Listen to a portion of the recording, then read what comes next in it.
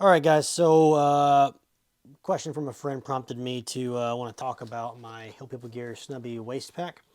And what you'll see here is potentially a setup for something hypothetically like the gym. You could attach some waist strips here, but I'll kind of go over uh, what I think about it, pros, cons, etc., and then kind of how I set it up and how I use it.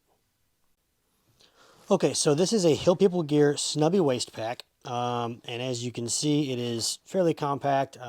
It's like 9.5 to 10 inches wide.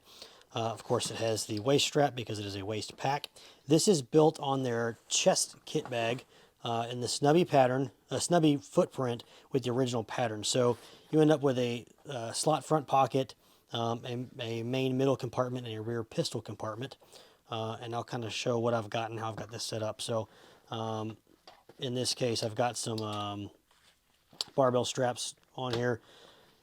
I like to leave this sized for my waist when it is here, and then I fold up the excess, and then when I'm just going to carry this, I will slide this all the way tight so I don't have to undo the bundled area. So that just kind of keeps things a little bit neater. In the front pocket, I have my AirPods, um, allergy pill, and some eye drops. And then I've got my keys flat on one side, and on the other I've got my wallet. When I'm not carrying my AirPod case, if I'm out and about, not at the gym, let's say I'm running to the grocery, something like this, I'll leave these in the car. And my iPhone 11 will fit in here flat across the front of these things. If you had rounder items or a bulkier loadout, that may not work, but I've not had any issues with it. Moving back to this middle compartment, you'll notice that on the far left I have my zippers stage that's for the front as well, so that if I do have to access the rear compartment in a hurry, I only have one zipper pull that I can get to. Moving into the middle, I've kind of got a very basic layout in here, everything flat. So spare mag, if you want it, you can put it in there. It doesn't have to be there, of course.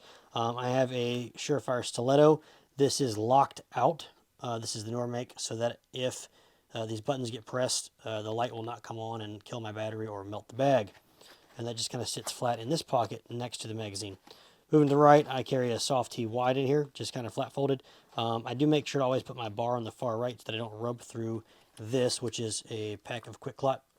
And then I have a set of gloves in case I'm treating somebody else.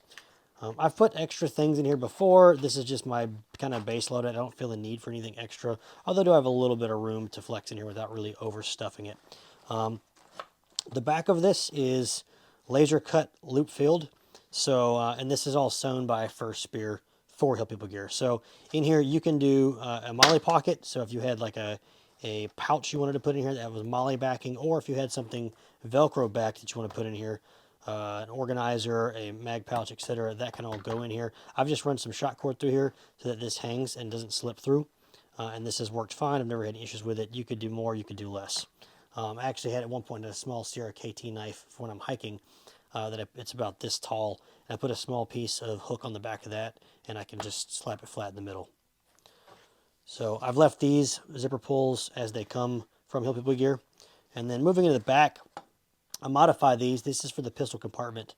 And I don't like leaving these big loops because I've had issues where when you open this and you stuff your hand in, if this were the same way as the rest of them, I've gotten my thumb caught before, and that's an automatic no-go for me. So a very short loop on this, so I can't get my finger in there, and the rest are just open tassels. So if something gets grabbed, it can slip through during the draw.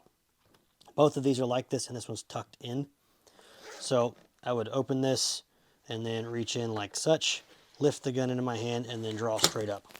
So in this case, I'm carrying a P365 XL with dot, the standard 12-round magazine, and this fits perfectly fine. You can run this with a 15 in here. It's a little snug, and sometimes the zipper gets hung up on the dot. If you're running this with iron sights, 15-round mag is no problem. So this different grip doesn't make any changes as far as fit in the bag. So inside the back, you have a single strip of loop Velcro here in the middle if you wanted to use some type of hook-backed holster. I myself am using a Raven Concealment Vanguard, and I've tethered that to the loop that's sewn into this as it comes. And this is done so that I just get clear of the bag before it actually breaks free. That is very intentionally that length. I want all of my fingers clear of zippers and zipper pulls so that nothing gets hung up or causes me to clench until I'm clear of the bag. That way I know my fingers and register and I have a proper grip.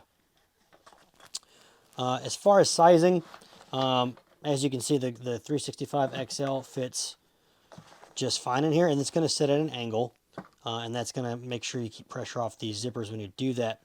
If you're using something else, say a Glock 19 will fit in here, it is going to be somewhat snug. So if you had a light or something on here, that's not going to work. And you can do the same thing with the trigger guards. I would recommend it. The people who design this bag state that they consider the bag itself a holster, but the problem is when I reach in and grab my gun from a holster, I don't have access to the trigger guard. And if you just blindly reach in here, and if things get weird in any type of way other than a perfect situation, there's more of a chance that you can get your finger into the trigger guard. Anytime you have to go for your gun is a weird situation, right? So outside of practice or just moving the gun from a bag to a holster, you may not have the control to actually get the gun a full grip on here before pulling it. So I want something covering that because things do happen and we want to minimize that. So Glock 17 size gun, yeah, not going to work. If you require yourself or you find the need to carry a larger pistol, such as a 17 or perhaps a 19 with a light, you would want to step up to the medium waist bag. I did carry that for a while. It's the one I had. It makes carrying a bag like this inconvenient and kind of defeats a lot of the purpose for me, which is like a minimalist setup. I just want to hold the things that come out of my pockets when I'm not wearing actual pants or shorts, such as gym shorts. So for me, I say get the Snubby, keep it to a minimum, and this can actually supplement just daily medical stuff too if you want to load more in here. I often take this with me, especially if I'm going to be leaving my immediate area of my home.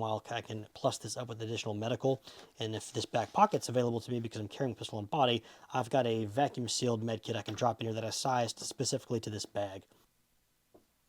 Alright guys, I know that was quick and dirty. I hope this gave you some idea of if this could be useful for you or not. I'd love to hear any questions you have, and maybe I can help you figure out if this is right for you.